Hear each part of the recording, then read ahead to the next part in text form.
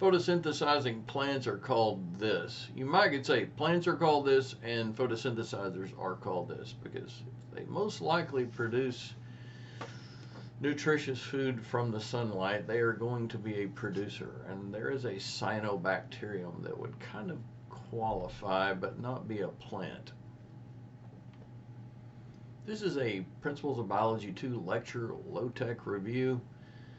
The critters that eat the producers are called what? The things. Maybe things is not a great word, but we'll keep going.